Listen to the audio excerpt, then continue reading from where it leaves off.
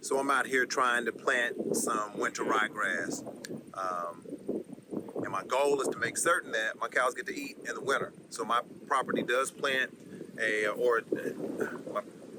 on my property, there is a wild ryegrass that grows, but the benefit of me planting a winter ryegrass is to make certain that I have more than enough grass for my cows and my calves.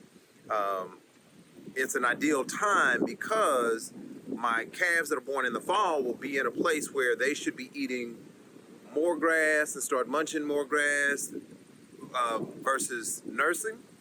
And so, with that, when they come out to start eating grass, I want to make certain they got more than enough grass, hopefully gaining 2.5 pounds a day.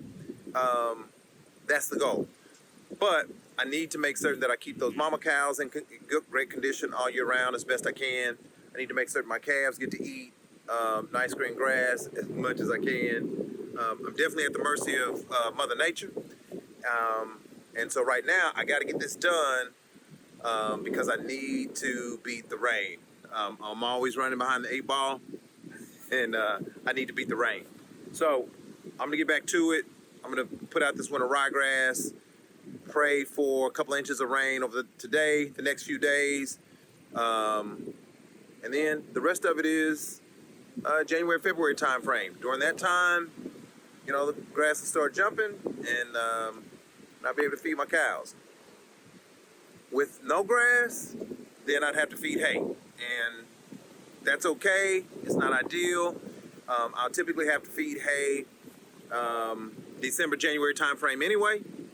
But when it's time for grass to grow, I want my cows on this winter ryegrass. It's been working for me the past couple of years, and want to stick to it. So this is my north pasture. This is where I'm going to plant my winter ryegrass. So for the Nelson winter ryegrass, the advice I was given was to only plant 1 acre per cow. So I'm planting for 30 acres. I got enough seed of this winter ryegrass mixed with the fertilizer to make certain I get 30 pounds per acre for 30 acres to cover 30 mama cows and their babies. And so this buggy I got from the Producers Co-op, and the way it works is once that blue handle is engaged, this blue wheel touches the tire, and as you move forward, it broadcasts out the seeds out at the back. And so this is what it looks like. And the seeds will hit that conveyor belt. Conveyor belt will move the seeds around and drop those seeds on those 2 metal plates, and then it goes out about 35 feet. My jack broke on me on this buggy, so I had to use this chain to raise up the door, and I needed to stay in place just below the number 2. And so this particular setting for this particular fertilizer mix and seed mix will ensure that I broadcast out 30 pounds per acre as I drive across my property. And I've had the experience of putting out too much, but this year I didn't want to do that. I wanted to get it right, and worked with Producers Co-op to get it right. And so here are my mama cows, and we're doing all of this so they get to eat during the winter.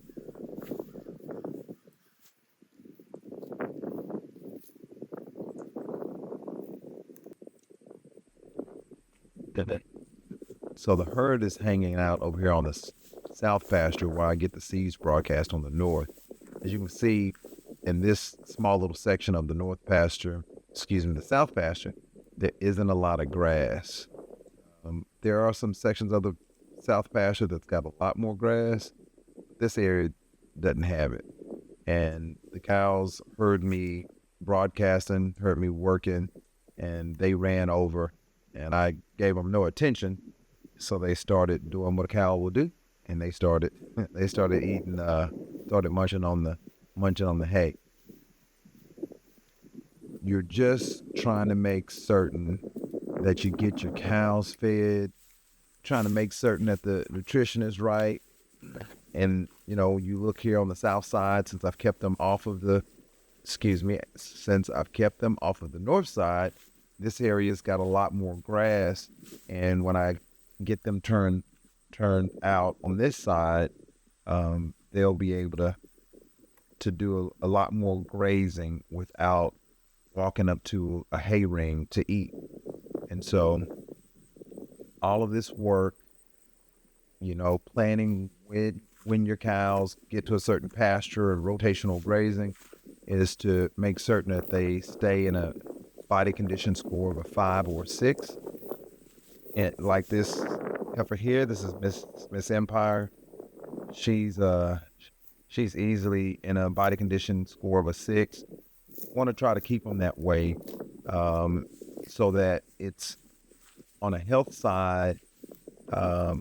You're trying to make certain that they stay there so that when it's time to breed, they get bred, they get pregnant. And then, of course, when they calve, you want them in that body condition score also. A 5, you know, typically they might drop down 1. And so you want to keep them around a 5 or a 6 so that they are caring for their calves like they need to and producing the amount of milk that they need to and that kind of thing. So I'm doing all this work to keep them in this body condition score. Here's another one of my older cows, a little bit more mature cows. She's easily a body condition score of a 6. And then here with the 44, that's Miss Ruby. And so she had a calf a few weeks ago, and she's still looking pretty nice in her body condition score.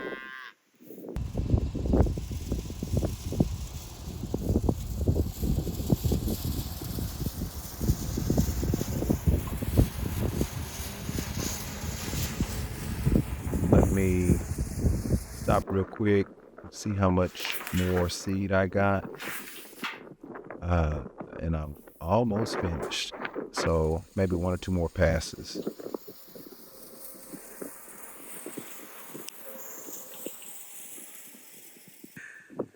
Well, it's a wrap. So came out to put out the winter ryegrass, got that done.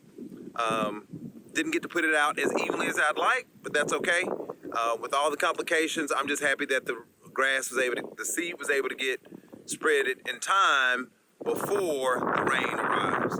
And of course, need those seeds for the grass to grow, to overcome my wild ryegrass, so that I know that I will get the pounds that I want to put on my calves and keep my cows in a great body condition score. And you know, that's that. It's all about taking care of the ground, taking care of the soil, to take care of the cows, to take care of me, and to take care of you, and produce a high quality steak eventually. With that, thanks for watching. Click like, click subscribe. Hope you enjoyed. Have a good one.